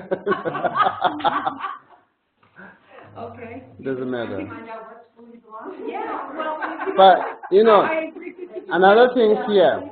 Another thing, reading this book, explaining 5 or 6 class, cannot let you understand what belongs to your school. Because still you will not get clear. No. Right? Still you will not get clear what the big background behind that, what the result comes, whatever, everything. You will not clear. And you can change your mind. Yeah. But, yeah. So you can believe a little bit of each of these schools. I believe this one from this one, and I agree with this one from this one. And what you have a belief, sometimes bring me the questions. I have a belief that. Then I will see how to destroy it. Okay. I believe that you cannot cleanse that really heavy karma. I believe with the Vibhashika school about that. I don't believe you could really cleanse a really bad heavy karma. If you have a belief on that karma which never purified, so what is your logic and reason to believing on that? Besides the word definite, besides the word heavier, what you have a reason that? If you do something really terrible, I don't think you could just like use the 4 powers to purify that. It just doesn't compute with me. I'll give you one example. Angulimala kills 999 people. Right. He became an arhat his lifetime. It's just a story? You can say that. No problem. Okay. Okay. I don't know. I just don't feel that you could really, it's just too easy. It's just to say, okay, well, but I could do anything, and because I know I could purify it. I could do anything. I could do the worst thing, and I could purify it. So then here, you should know, it's in Buddhism term that you get it, conceptually, saying killing father and mother arhat is heavier karma, and compared to killing other people. Right? So why is heavier? That's the things you have to think, contemplating on that. And why is, that's the one thing, why is definite produce karma? Besides, you have to think, okay, besides that, what Buddha said it. This is not enough reason, right? What Buddha said it, what I get it concept, you know, at the moment I make sense. This is not all the reason that accepting it. You have to go more deeper. Why? They are the heavier and definite karma. Why cannot purify it? Why other can purify it? What means purification? You know, these things, all you need to think, reflected it. Then you can decide it, yes, I like Mohit. You can say today, I like Mohit, but just not stay there. Right. Yes, just, but think more. Make your belief more stronger. You know, so that's your belief right now. So make your more belief stronger through by more study. Sometimes you might fail that. Sometimes you make your belief stronger. You know, that's all we need to develop, right? Okay, and then also the King Ajatashatru kills his father in his lifetime, right? And in Buddha's his story, it says he purified it, right? He very briefly rebirthed in hell realm, then he born in the God realms. At the moment, just comes in God realms, right? How did he purify? How you know, you meet the Buddha, and then he Buddha gives all this instruction for power and then some antidote. Then he applies this for practice with four power, purification with four powers. That's the way he purified. And then, then he rebirthed in hell like a god realms, as I said it. The both are not used with logic. This is his story, and what you accept is just concept, not strong, right? If you're rejecting it, you should think here. You have 100% right to reject it, no problem. But you should think more on that. I just can't help but think when you do something that horrible that you have to pay for it in some way. Yeah. Even if it's going to hell for a moment. But you pay for it in your next life. Sorry? You pay for it in your next life. Uh-huh. Yeah, you may not pay for it in this life. But if you purify... No, when we can purify karma completely, don't need to pay for anything. Yeah. Yeah. I mean, take an example of, and I always use this example of Hitler. Uh-huh. He didn't suffer in this life. He just took his tablets and he was gone. Yeah. He has to suffer sometime. That I agree. That I agree. Yes. But here's the question. Yeah. Is Hitler was a Buddhist, Mm-hmm. and would he be able to purify that karma that he did permanently? You can't. So and then right before death, purify. I don't believe you can do that. No, neither do I. No, this is like a complicated question. Yeah, I don't know either. But I can more. Yeah. So far, our previous story, which I heard, is 999 is biggest amount of people who kill it. But Hitler is more than this, right? And then torturing, terrifyingly. I just feel like you maybe parts that you can purify. But what we need to wish it, please freeing from samsara, please freeing from hell ring. We don't wish that. Stay remaining as hell being. Maybe our angry might let us to wish that. So don't wish that. We actually want to wish that in his next life that he has a more peaceful life and he doesn't have to kill people. That's exactly we have to wish. Yeah. Continue to wish that. It's hard, but it is. Well, not so, but it's a different way of thinking because we're raised to think there's consequences for behavior. Okay. No, anyway, okay. So that's good. One thing's left about to say. Then next we're going to do talk about the path things, and then the contaminate, uncontaminate. So read this whole book as much as you can because I'm picking up all from here. So not stay with the one Tenant school, right?